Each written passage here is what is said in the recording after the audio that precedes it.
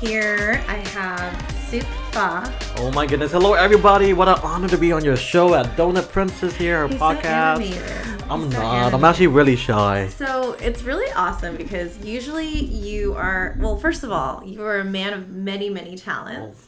But usually in interviews, you're the one who's interviewing celebrities. Right. And established people. So today's the day where I'm going to give you the space. Oh my God. To just tell us everything about you. So, oh my goodness. Like, where were you born? Yeah. You know, what was your childhood like? Like, take us all the way back. You know, being a twin, I have a twin brother, so coming out with someone who looks just like you, you're like, how are we going to be dressed alike all the time? Were you guys dressed alike all the time? Every single day. Like, I was like up since until a baby, right? Since I was a baby. Like matching outfits. Like Absolutely. Would people confuse you, or were you like identifiably different? No, we looked very alike. Like almost literally identical. So I would run around and he'll run around like which one is which, they don't know, because we're just little twinkles in the stars, you know. But I remember growing up with a twin brother and having this brother that you can count on, but he had his own personality. So I was more of the loud one that ran around and acted crazy. Yeah. My mom's like, oh my God, this one must have ADHD, we didn't take him to get checked up. And the other one is like really calm and super quiet and easygoing, you know. But growing up, I grew up in Long Beach. I was born at St. Mary's Hospital. Mm-hmm. And I grew up in a middle-class family. My dad, my mom. And, you know, my mom is Thai, Chinese, and Cambodian, but they were business people. And my dad was born and raised in Battambang. Mm-hmm. So his family's is... My dad was from Battambang, too. Really? Or Mongol-Beret. Mongol-Beret, yeah, you know. Yeah. So growing up, I spoke Khmer. Mm-hmm. But I didn't learn it more until later on in life when I got into the Khmer industry, but we can talk about that later. But Thai, I spoke a lot as a kid, and English. But we come from like a multicultural, like my families, they would speak Chinese too. And it was a really unique family dynamic. Like my mom and dad's love story is unique because they met in a car accident. Oh my God. Yeah, in college, going to school. Oh. And they started dating, and you know, so that's how 6 siblings. Including me, so that's 2 sisters and 4 brothers with me involved, and we all had our own dreams, our own passions, and living life. And I remember just singing all through the house, and my mom would just tell me, "Shut up! Why do you sing so much?" What would you sing? Like, would you sing like Thai songs or Khmer songs? I sing in English a lot. Yeah, okay. because you know when I was a kid, I didn't know the color of my skin. Right. I didn't know who I was ethnically because I grew up around mostly Caucasian kid, and I was like, oh, I'm just like them. But one year I was asked, hey, your eyes are chinky like this. That's when it hit me. And then you're like, oh wait, I'm different. I had that moment. I feel like everybody has that. Like if you're Asian, Yeah. you have that moment where somebody just like throws an Asian joke at you, and you're like, oh, I wasn't like you guys. What do you mean? But also I was the food I was being brought to school was like soy sauce and rice and chicken. Some bomb. It's so bomb. Food. And I was like, our food is good, but people are like, ew, it smells. What is that? Yeah. You know, but then you start to learn as a kid who you are, your roots. I think later on in life I started to want to know more about my culture. Yeah. But growing up with like too involved in how is it, you know, what is the next best thing? Like, what are this kid doing? What kind of shoes are they wearing? Oh, yeah. You want to, like, Yeah. basically assimilate to, like, all your friends at school. You want to wear all the cool shoes that they're wearing just to fit in. So you feel like you're part of them. Absolutely. And I remember my dad, he would buy our shoes from Payless. And I would always think in my head, like, I don't want Payless. You're right. Because I want what they have. Right. That's the next popular thing. Why can't we afford it? Yeah. But son, you have a lot of siblings. This is what we can afford for you, you know? Yeah. So I was just like annoyed for a while about that. But I think that's part of being an Asian American who grew up in a place where we had to assimilate to blend in, to fit in, right? The feeling of fitting in, like what did we have to do? But I think as I grew older, I started to really listen. I was paying attention to stories of the Khmer Rouge. When was the first time your parents told you about the Khmer Rouge? I think it was at dinner time.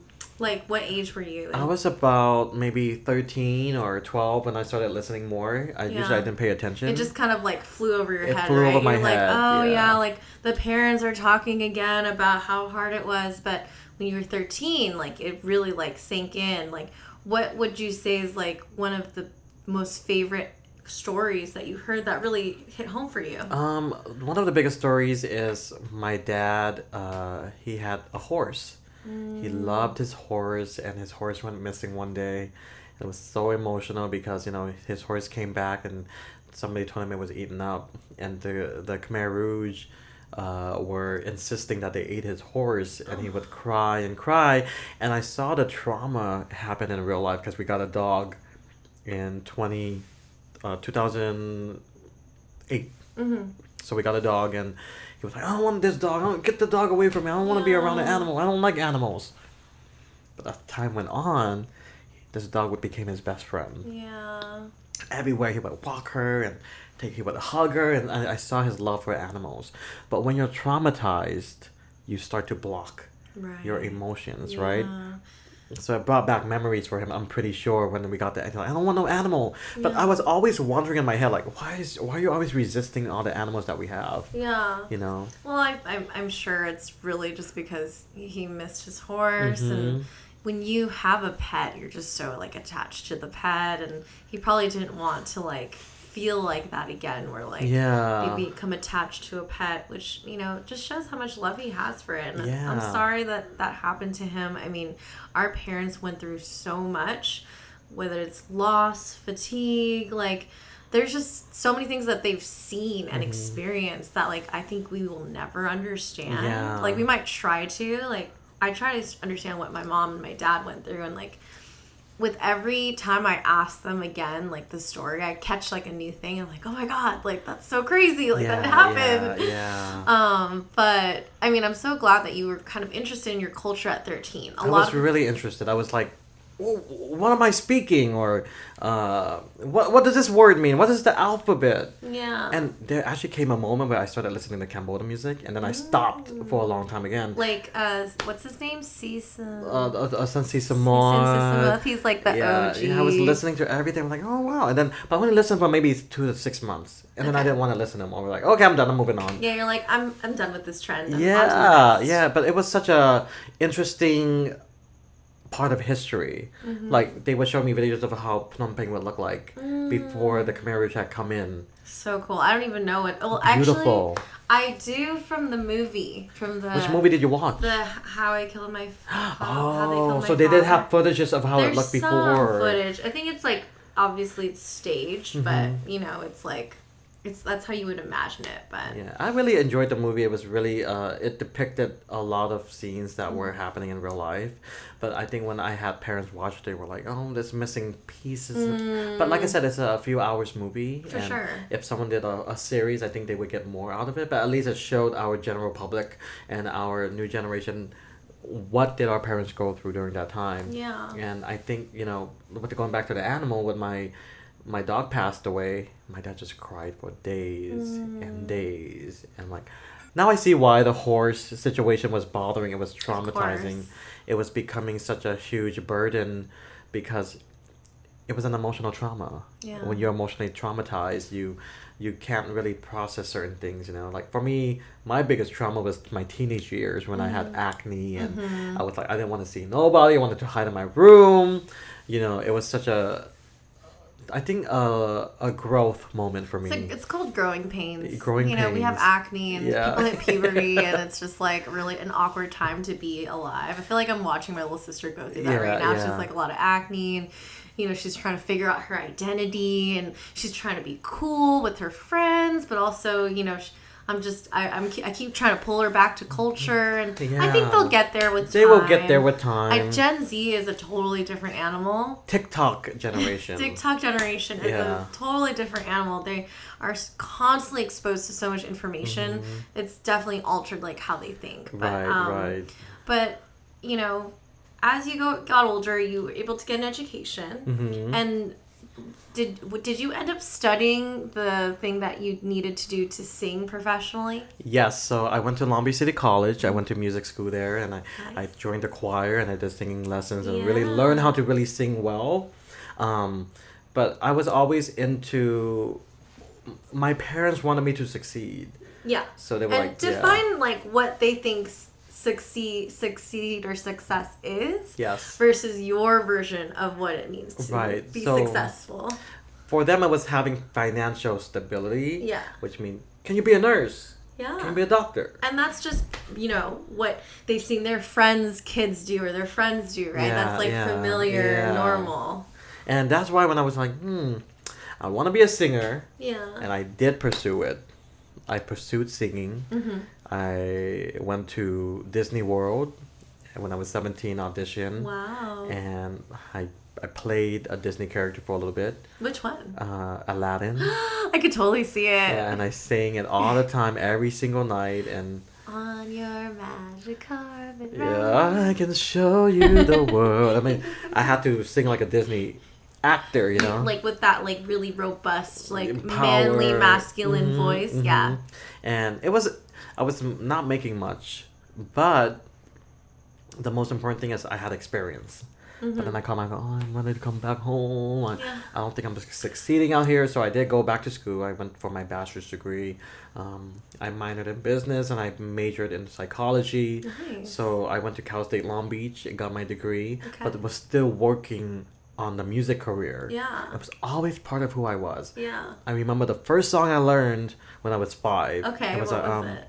Won't you be my Valentine? And I sing it every single day. Yeah. And people are like, why do your kid keep singing everywhere he goes? But sometimes you're born with a gift. Yeah. I'm 35 now, and I haven't given up. It's always been a part of my journey. I love singing more than I love anything else.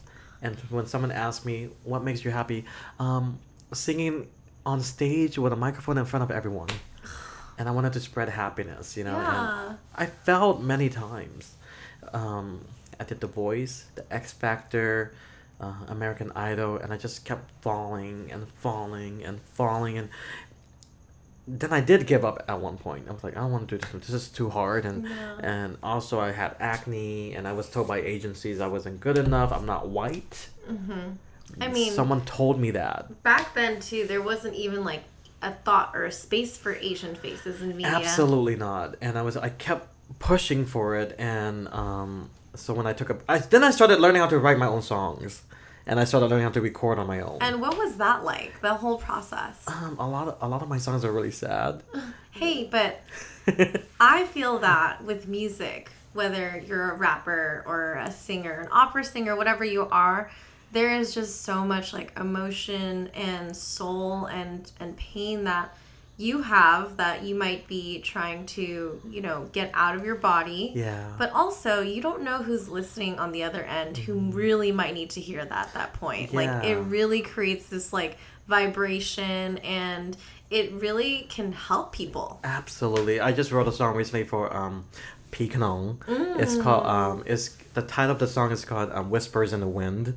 But it was part of what I was feeling, and I tried to channel what he was feeling. Yeah. So I love writing for other people. I wrote a song for one of my friends who passed away. It was a song called Suitcase, and I wrote it for her. I was expecting her to sing it with me later in life. Yeah. But she passed of cancer. I'm sorry. So then a piece of that song was a reminiscence of who she was, and Right. I keep a lot of my songs hidden in SoundCloud, so it's locked up. You can't get it. SoundCloud. And I'm still exploring myself as an artist because a lot of my music I sing a lot is happy, and Yeah. when I'm releasing music, it's very happy, it's very go-lucky. But the deeper part of my songs I don't release. Why? It's like a song diary. It's a song diary, Yeah. right? Because it kind of documents like what you were feeling at that time, and you don't have to release it now, but maybe someday in the future. Maybe someday. There's some great materials on there, but I feel like I'm not ready to share how I feel, and a lot of the time But when will you be ready? I don't know. And even the term ready is like, when will you be ready, you know? And You might never maybe. you might never release it. Yeah. But don't you think that's just a little bit selfish? If Hey, you, maybe I'll let you hear it one day. maybe somebody out there really needs to hear it. Yeah. You know, and like you're holding it for your own. I think in life, like the best things are meant to be shared. Right. Whether that's like food Yeah. or like your gifts, like singing or whatever it may be. Yeah. Yeah. And, you know, I was never And I don't mean to call you selfish. I No, was no, just challenging your point of view. very challenging. And I do. It would be called selfish because I'm holding it on, but like you said, maybe someone might learn or want to hear something that they could possibly be relating to. Exactly. So I have a lot to learn as an artist, as a vocalist. I'm still learning about my voice, what I want to do. I'm not the best singer in the world, but I do sing materials that are very more so related to my life and my values and my history. And I'm still recording and still making music, but there was one music I made. Wait, let's talk about how I got into Cambodian music. Yeah. Because I stopped singing in right. English. So basically, we went from we went to music school. Right. We went to Disney, and then you tried to audition for a lot, and then didn't make it. Right. But then quit for a little bit, and then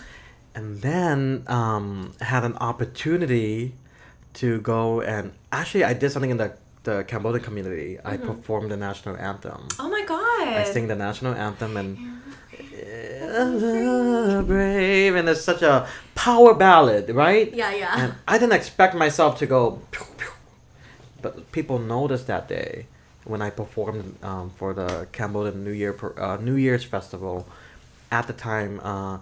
And after that, people were just messaging me left and right. Oh my god! Communities from Connecticut, communities from Seattle, and I'm like, what? I'm flustered. I'm flabbergasted, and I didn't know how to sing in Khmer at the time. Mm-hmm. That's when I learned. I started learning how to sing. I started listening to Khmer music again. I'm like, okay, this is how Khmer people sing. Well, Khmer language is very difficult. It's very, I've been very trying difficult. to learn it. I put it on pause. Yeah. But what would you say was harder for you, like in singing in Khmer versus singing in English? And because I was born here, English was my first language that I've spoken. So when I started using Khmer more, some of the pronunciation is really hard, like some R sounds and some very specific tone. And if you miss it by a little bit, you're saying something totally You're different. saying something bad. Yeah. And I remember I said something really bad by accident, and I was on a TV show in Cambodia. Now I was live. Yeah. And they asked me, how many family members do you have? And then, what? Oh, I must have said something wrong. But I apologize. Yeah. Before I speak, I'm like, hey guys, I wanted to know I don't speak Khmer very well, but I want to try. Yeah.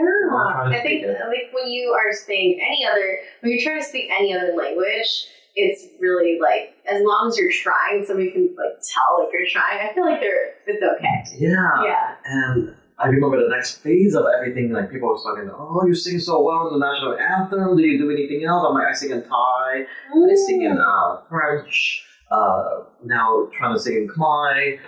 So I reached out to a producer, his name is Balti Pen, along with this beautiful girlfriend named Sonia. They're both very popular musicians out there.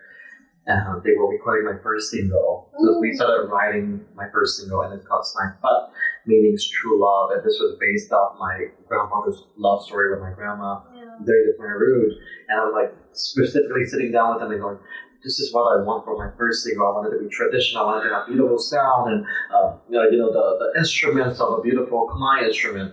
And it came up to be one of my biggest songs of my Cambodian artist career. And I sung that song everywhere. And I was so blessed to work with Boti and Sonia because they introduced me to Jay Chan. And Jay is one of the biggest Cambodian American artists. He's really worked hard to get to where he is. And I remember being introduced via online. Do you know this American artist named Jay Chan? I'm like, I heard of him, but I would love to talk. So we connected over the phone and we started talking, and we became really good brothers. He really mentored me and taught me about music and how you should pronunciate better. What should be yourself, or how you should act on stage. But just remember, just be yourself too.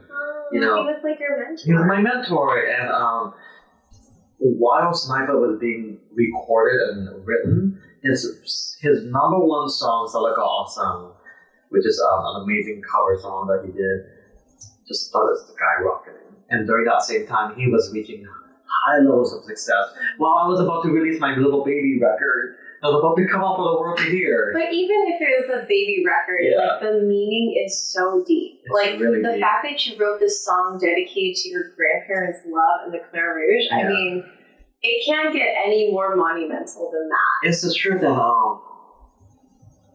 I will sing a little bit of the lyrics for you, and I'll let you know what it means. Okay. But this is a little bit of it, guys. This is called Sniper, this is called True Love, and this is about my grandpa. So here we go. So the first line. Cha chân trong ôm thái xa hiền nó không chân mà đã không lánh nó thấy gió mấy tha đôi bầm nó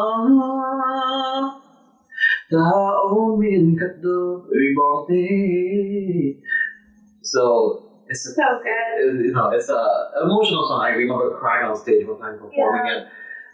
It sings about how many years have gone past and I've last seen you, and I've never got to see. So the term "Om no di na." Where are you? Where are you? But they never found each other again. Oh my god, and that's so true of like so many people in the Khmer Rouge is like they never got to see their loved ones again. Whether it's like their soulmates or their kids, some were completely separated. There's some groups even on Facebook where they're like trying to find them still, which I think is incredible and also so sad. It's a journey that we all have to take, like I remember how my grandpa just looking everywhere, like I don't care if he's married or have more children, I just want to know where he is so I can help him, I can pay for things. But they never found him. They found out he was murdered during the Khmer Rouge.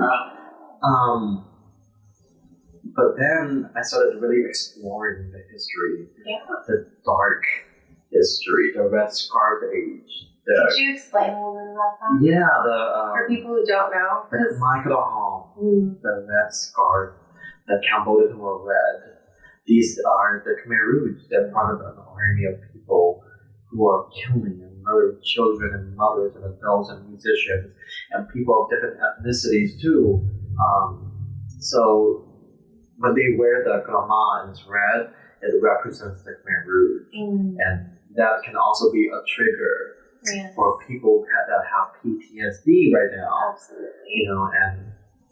But this is why I got deeper as an artist. I was like, oh shoot, I want to sing about the history. Yeah. And people were like worried for me. They were so scared. They're like, we never had any singer really touch base on the Khmer Rouge and sing about the murders and the genocide. So why are you doing this? I remember my record label telling me at the time.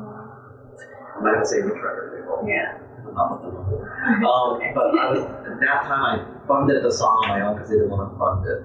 Well, I think also when you're talking about the music industry, there's a ton of politics that go into it. A lot of politics. Especially if like what you want to sing is not gonna, it's like a certain way the record label wants. And kudos to you for self-funding your own songs so you could sing about it, because I can't really find that many songs about it. No, it's really rare. It's very rare. I shot it at Angkor Wat. I flew myself to Cambodia by myself. Never been there before. My parents were like, "Who's gonna go with you?" I'm like, "I'm just gonna go for it."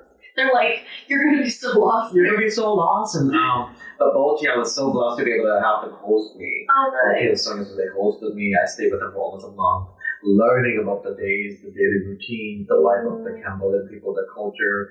I remember a gecko jumping on my chest. Oh my gosh, geckos are everywhere. And I'm like, I have a dome like this. I'm like, oh my god, flicker it off. And I'm like, what is this? No air conditioning and the hot Cambodian. I miss it. I miss the people and the culture and the simplicity of daily life, just cooking on the streets. I remember going to the studio and recording this record. Very, very deep and sophisticated lyrics.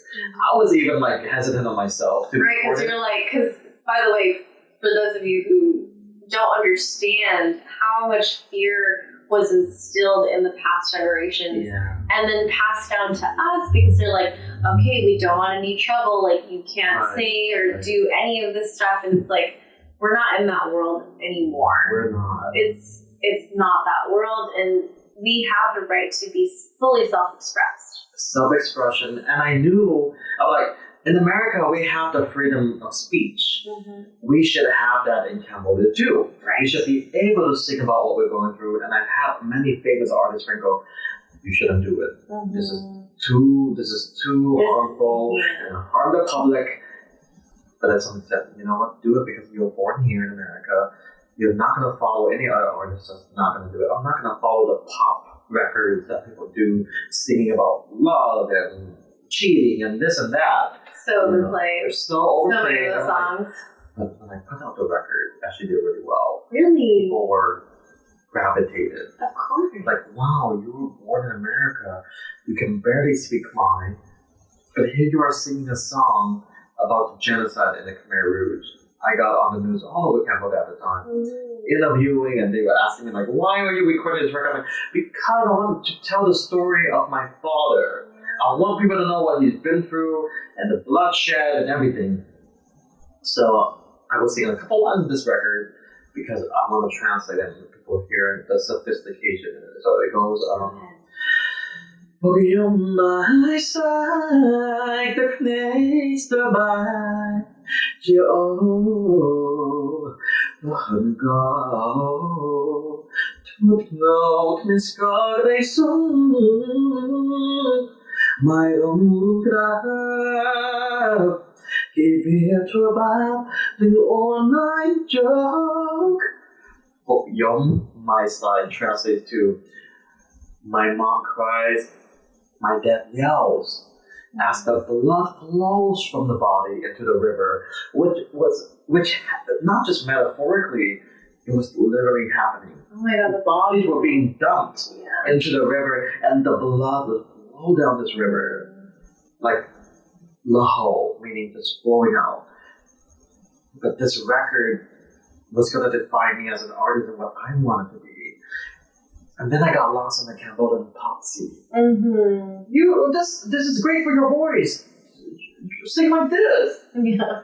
But between that time I was blowing up, but I wasn't myself. Yeah. I was changing into an artist that I didn't want to be. Well, I mean, I don't really blame you because you're new in the scene. You think like you want to listen to somebody who's already been in it. And I think this is kind of a gentle reminder that you should never follow the crowd. You should always go and do your own thing because it resonates with you. It hits home. It hits hard for you. And that is something that you can't find in the world. You can find another club banger. You can find another pop hit. Yeah. Like, you can always go with those trends, but it, again, like you said, it doesn't define you as the artist that you want to be. I've had a lot of opinions and judgments. They're like, oh, you're not going to be successful, you're not going to be good. But I'm not here to be famous. I want to write a record. Even if just one person listens to my record, I've made an impact. And then I got a big opportunity to go, a woman that I adore, her name is Tiffany Brule. She sponsored me, paid for me to come up to her in Washington to sing for all Caucasian people. And they danced and listened to my story, and that's when I knew, like, I have to be myself. You do. I have to tell our story. You absolutely do. And so, can you also, now that we've really like seen the blossoming of your career at this point, and you've kind of found your identity, so at what point did you define your success? And was that very different from, your parents were like, okay, financial independence, like that's what it is. Yeah. So, my definition of success is when you find your true happiness because you enjoy doing what you do on a daily basis. I enjoy singing, I enjoy writing records. For me, that was being successful. Having people come up to you and telling you, thank you so much for making songs that I can relate to. I got messages over and over like, thank you for making my day better. Thank you for writing this record because I can relate to it.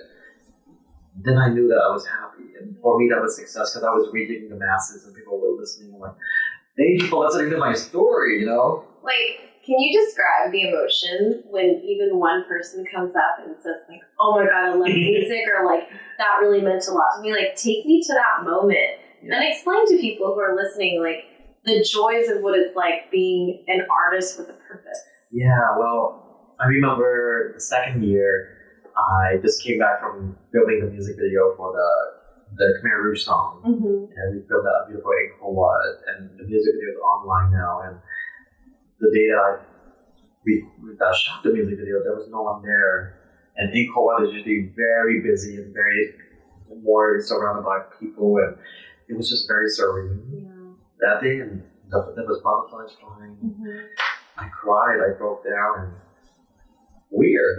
It's such a spiritual moment for me. I mean, it's a spiritual place. Very spiritual. It's kind of like a full circle kind of place. I've actually been to Angkor Wat before sunrise and during the pandemic, so I know exactly what you're talking about. Like, very spiritual. It's quiet and like it's just like brisk and like just being there. You're just like in like this literally a World Heritage Site where thousands of years ago this thing was put up, and it's just like these ancient, beautiful temples dedicated to the gods. I mean, that is an amazing place to have it. Amazing. It held a lot of emotions for me.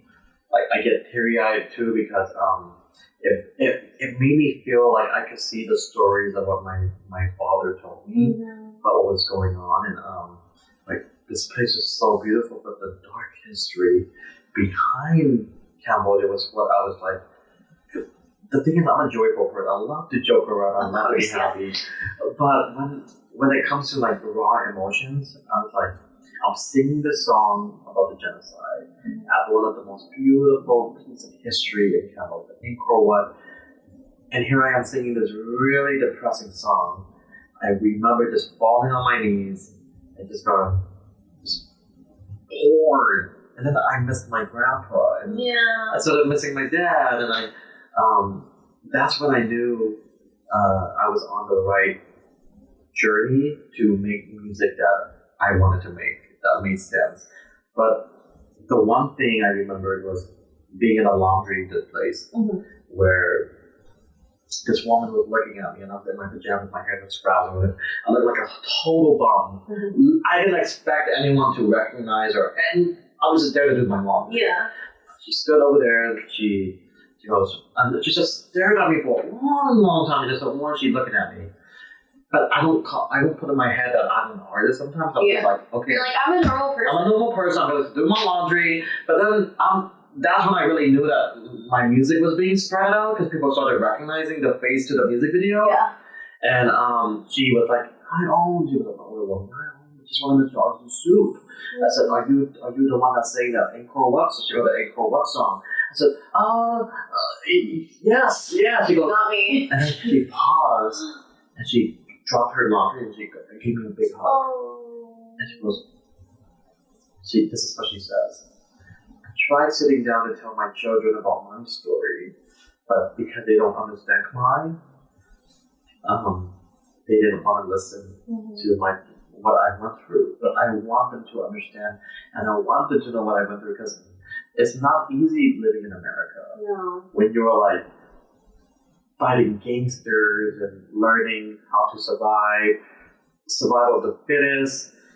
Learning a new language. So when she came up and she said, she held my hand, she goes, thank you so much, because you were born here and you make time to acknowledge our story, our history, instead of pushing it under the rug. And a lot of the generations, or even I remember going to school with Cambodian American students, and I remember one getting up and saying, I'm whitewashed. I don't speak that language. I don't know that language. It's not who I am. I'm American. Like, you look in the mirror, but truly, who are you? Where are your parents from? That's when I knew I wanted to do what I did today. And it's not easy, because you get a lot of critiques. Non-stop. People that just, I don't know, it's just I can respect people's opinions, but it can be a little hurtful sometimes. I personally think that it just means so much to you. It means so much to your family. Yeah. And that's why you get emotional about it. And, you know, earlier I asked you, like, is that the moment that defined your success? It did. Yeah. Because someone was happy, someone was grateful, or they felt happy about the song. And that you are kind of the vehicle to tell her story. Right. That she doesn't speak English. Right. So, but she still wants her family to know, hey, I went through some really tragic things. And like, for example, when I was writing my book and released it, I was like, this is a really sad story. I was like, I don't really know. I read the book. It's so deep and warm and happy moments and triumphant moments and moments of struggle and pain and tears and hardship and blood and heartache and everything you can imagine an emotion was in your book. And I was like, we're on the same page. Yeah. You know? And I think that's also why, like, when I met you, like, you were just so, like, let me help you. And I feel that because when you were trying to do the same thing with your songs and your art, and this is, like, kind of my vehicle through writing, you're like, we vibe. Like, we're on the same team. We want the same thing. So let's just lift each other up. And I've been super, super appreciative of that. I love Mandy. I love you so much because you have such a huge heart. And when you find the right people to uplift and push one another, it can be a great example for society too. Because there's so much negative intonation in today's news. I wake up in the morning, I never hear anything great. Always someone killing each other, Asian hate crime. Oh my God. Even today. So I can really appreciate you just calling me or texting me, and that makes me have the best day ever. I don't even need to go eat junk food or do this or wow, someone cares for me, someone's messaging me, and we really clicked and we're supporting each other no matter regardless of what happens. I mean, with my platform, I'm just going to push her just how she pushes others through her podcast here. You know, it's just amazing for you to open doors for others to be able to talk about their experiences too. I just want to have a platform where people like us can share what we're up to. Yeah. Like, it's very difficult to get on mainstream news and talk about it. I mean, maybe now that it's a little bit easier, but it's not like headline stuff. And like, that's actually why I feel like I have the power of like, really like finding my voice by bringing these people who have these amazing gifts and just like highlighting them. But I want to also hear what you're up to now. Are you still making music? I think, you know, you're hosting. So tell me about what that journey is like. You know, I want to thank Khmer TV so much for giving me a platform to have a show where they support me in every way possible. My show is called A Taste of Soup. So I travel the world, I've been going here and there, and it's almost not with a cooking show, but you know, I need to really make sure that. I mean, Soup is such a like name you can't forget. Like you're just like Soup, like Soup. It's funny, my phone name is Soup Pha, but I've been grown up being called Soup, so I was always. That's your AKA. It's my That's your avatar. I'm Soup, you know. But I love my full name. It's a beautiful name too, and I speak Thai, I speak Khmer and English and Laos and.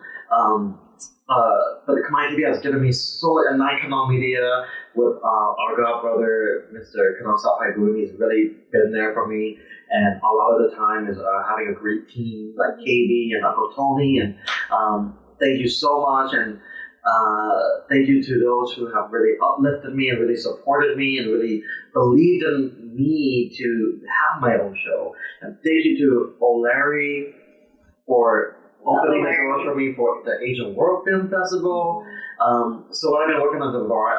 I'm almost done with my album. It's gonna be done. They have an album party. And I'm busy hosting and working on a lot of amazing projects. Like people want me on tour, but Millie's taught me to really take some time for mental health because I was moving so fast, I don't remember the time I sat down and just went, wow, the ocean is beautiful today. Yeah, I mean, it's hard to be present when the world is pulling you in all different directions. Yes. And I see how busy you are. I see you hustling. I see you always somewhere doing something. And I recognize that because I used to be the same way. I mean, I still kind of am. I'm just dialed down a little bit. But when I recognize that about you, you know, like you are someone who brings so much value no matter where you go. And right now, I feel like the value is like the positivity and the depth of like who you are as a human being. Right. You can't really find that anywhere. So when people see that energy, they just want a piece of it. You know, I want a piece of it. I really want it. And for you, you know, what I've seen and what I've given you advice on is like really learning how to set your boundaries and really, you know, showing people like, hey, like I have value and you know, my time is valuable and like basically taking some time for yourself. Absolutely. What I asked you is like the time that you're using to, you know, help other people, it's great if it comes from your heart and you want to do it for them. But that's time that you don't have for yourself and your family, your friends. Right. So, you know, there is a little bit of a shift, you know, being more intentional about the gigs that you bring on. Because the reality is people are going to follow you because of your personality and because of your message. And they won't stop just because you said no to something. Right. Saying no is just as powerful as saying yes. Right. Yeah, I really appreciate all the advice you've given me.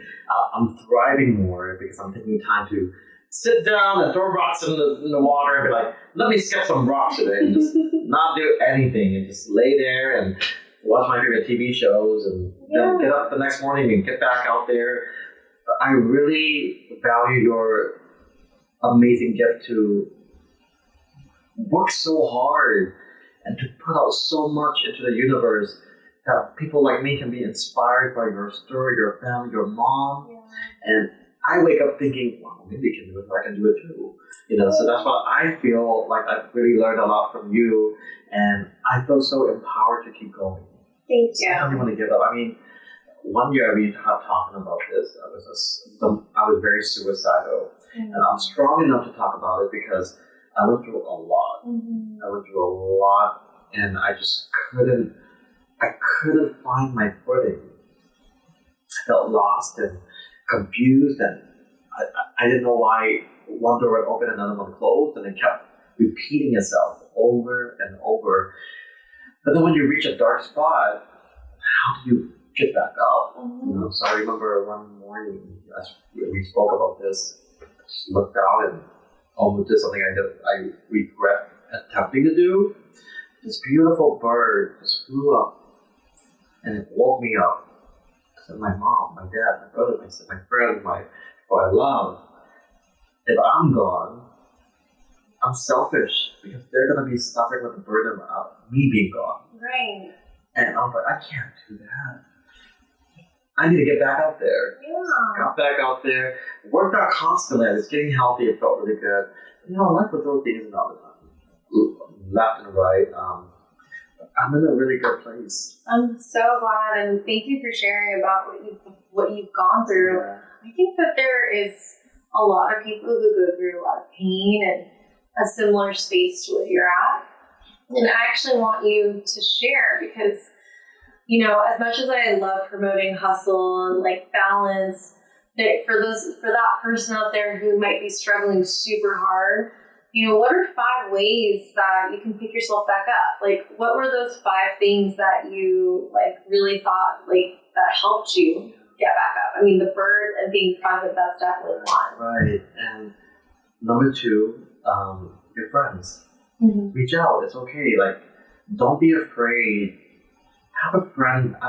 Everyone always has this one friend who actually will answer your phone call in the middle of the night. Yeah. When you need help. I have to give a shout out to one of my best friends. Her name is Tina, Usa, and Pei Nong. They were there for me. I completely shut down. So Usa, he's a film director. He's a Cambodian American film director with a Bermuda Triangle, but it wasn't about that. It was about him being a human being. So Sue, why don't you just pack your bags and come up here for 2 weeks? Went up to the border of Oregon and cried my eyes out every single day with family, and they're also twins too, so they're fellow twins of mine, and I completely shut down for 2 weeks. I slept in bed, I didn't do anything. I took that time to rest my body. Number 2, friend. Number 3, rest. take a moment and just cut everything and just disappear for a little bit. Figure it out. What happened? What went wrong? Why are you feeling this way? That's exactly what I did. I'll just sleep all day for 2 weeks and get up, walk near the lake, look at the beautiful sceneries. But then slowly I stopped all the messages and the voices. There's always voices in your head. There's voices in my head. There's voices in everybody's head. Absolutely. But pretty much what happens is these voices now are just floating in your head, but you think that they're true. Your brain starts to make you believe that all those voices are true. Right.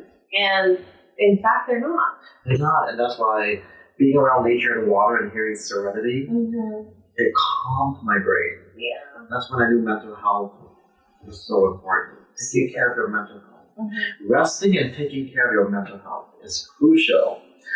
Number 4, eating healthy. Your hormones, your health, your testosterone, everything is a part of who you are inside and out. So I worked really hard on eating clean and drinking more water. That clarified me, that gave me a rejuvenation.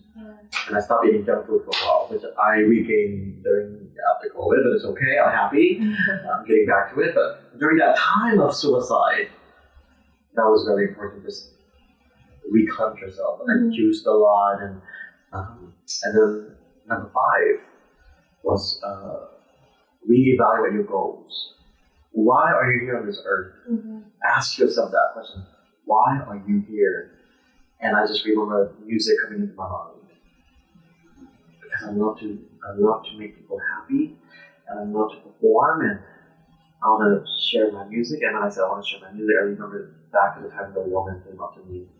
Thank you for that. And I go, who's going to cultivate that possibility of creating more music that can help people move on from their pain? That's right. A lot of people suffer with PTSD from what they've been through.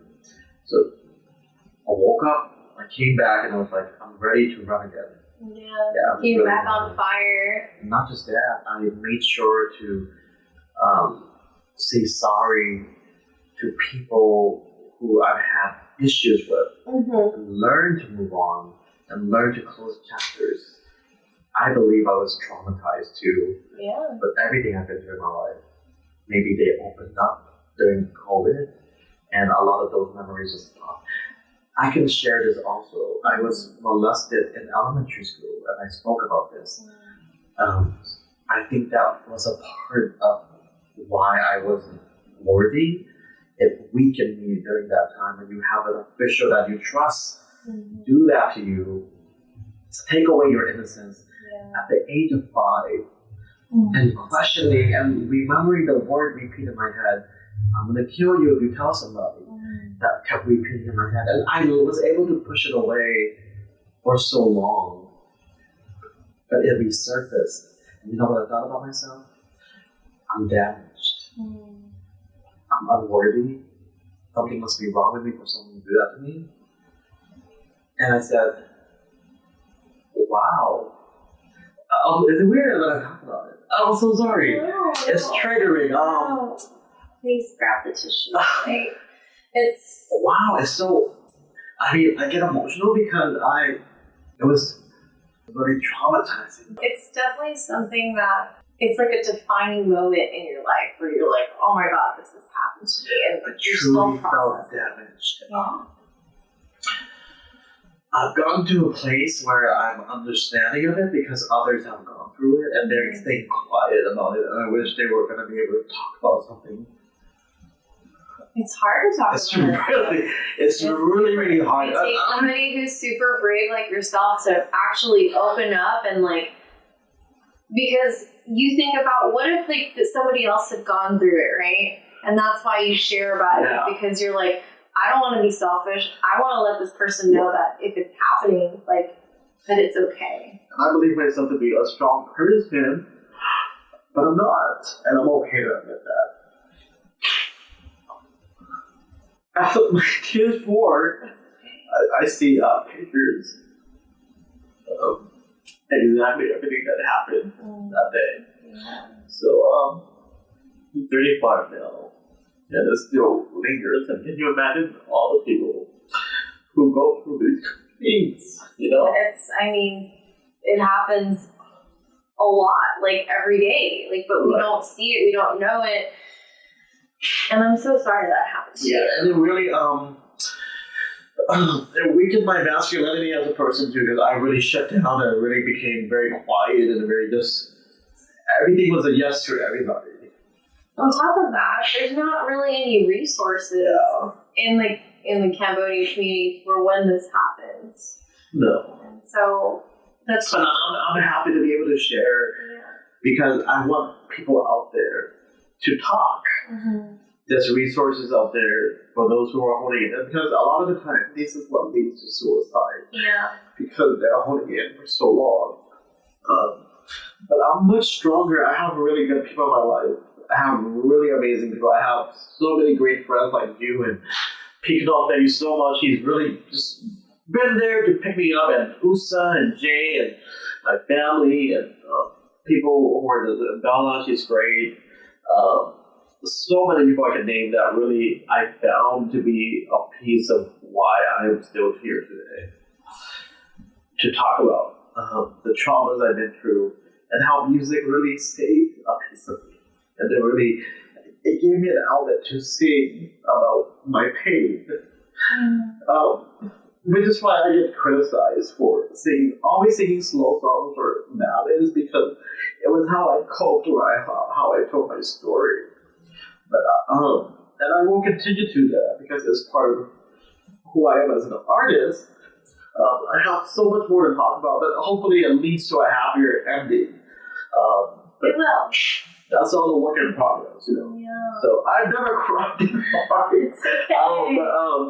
It's okay to let it out. Yeah. We're human and we have emotions. Maybe it's really sweet because she gives me a place where I can talk about my feelings. So I have the ugliest cry. No, you're so cute. This is amazing. I think with everything that you do and this, what happens to you when you're young stays with you for a long time. It does. And, maybe this is a part of your healing process. Right. It's like talking about it, being open about it. I mean, that takes so much bravery to be able to speak to that. And I've written a song about it that I will put out on my next album that speaks about the trauma. And this is what's going to help me move on. Yeah. And one of the lyrics goes, take away my innocence, but you can't take away my strength. And it's but I hope this record will help people who are going through the same thing as me. I'm stronger today because I have people like you who will encourage and uplift. And wow, I've never really broken down like this, where I'm raw. That's why I like my podcast. It's authentic. I am literally out of the books, and everything I feel like all my walls is dropped, all my guard, my insecurities, my pain, my trauma. But I want to love more. I want to learn to love more people and help more people. Because I don't know when I'm going to go. We don't. And I have families who went through cancer, and realizing that I was about to lose them really woke me up. Yeah. Like, materialistic stuff didn't matter to me no more. Life is super precious. Yeah. Time is super precious. And I feel that you've gone through a lot of different experiences that, now you have this to offer to the world. Yeah. Like, every time I see an artist perform, like, they're putting their heart out in the public. And I just want to commend you for being just such an influential and cultural and spiritual person to help people really see that love is always there, and to make a different decision when they're faced with that type of decision. It feels really good to cry because sometimes you bottle it all up. You store it all in your body, and it just comes out sometimes. So I've lost a lot of people in my life who have passed away, who have moved on to bigger things. I'm not perfect, but no one's perfect. I make mistakes, but I can learn from it. and I can move on and hopefully be a better person. You know, if we don't wish ill will against anybody, that can be the best thing, is to not wish ill will against anyone. Yeah. Just don't judge people by their cover of the book, because if you notice, my voice gets really deep when I'm being myself, because in front of the camera, it's just a character that is a piece of me. Yeah. But this is my normal speaking voice that doesn't come out very often. This is true Soup right here. Yeah, this is I'm very shy. People don't believe it when I tell them. It's the truth. When I'm done with the camera work or done doing red carpets or whatever, I go behind the scene like, I take a deep breath. Oh God, that was a really hard one, you know. But I have people who believe in my talent, like you. This is how I believe in you too. But to be raw, to be yourself, is the most special thing anyone can have as a gift. Because you set yourself free. Yeah. And thank you for basically being raw and authentic with me on this podcast. And tears are still coming down, I don't mind. We can't wait for your new album and the song that is specifically for people who are dealing with things. Where can people find you and support you on your journey? We have my YouTube channel, Anthem Media, and we have my iTunes, my albums on iTunes. You can find it as Soup, S-O-U-P, that's in P-H-A. There's a lot of records that I'm going to be putting up there that hopefully you guys will enjoy. And my TV show is A Taste of Soup on Khmer TV, so that can be found on channel 34.5, broadcasting right now. There's a lot of amazing opportunities coming that I'm blessed. Love to be here on your podcast because, you know, Bailey, she's a very sweet soul, but she's very protective of her energy too. So for her to open her doors into her life, for me, it means a lot. Thank you for sharing so kindly and openly with us. And I really hope that you guys got some kind of value out of this, whether it's opening it up and being creative, confronting your past traumas, or even just diving into your passions and really chasing your dreams. Soup is the perfect example of this. And I feel like we need more people like Soup in our community. You know, we need the rawness, we need the emotion, and to show that we are real people just out here trying to do things for our culture, for community. So thank you, Soup, for being here. Thank you so much. I really appreciate it. Everyone watching and listening, because for me, it is a way to heal also, because your platform gives others opportunities to just lay it on the table, lay it all out, talk about it, and everything will be all right. I mean, life, we live one life. How do we define what we do and what we want? But I hope you guys have a great day, and thank you so much for having me here. I'm so blessed, and these tears roll of happiness now. And, you know. I'm going to give you the biggest hug right now. All right, guys. Thank you guys so much for watching. If you guys are watching on YouTube, please hit the subscribe button. And until next time, holla at your girl.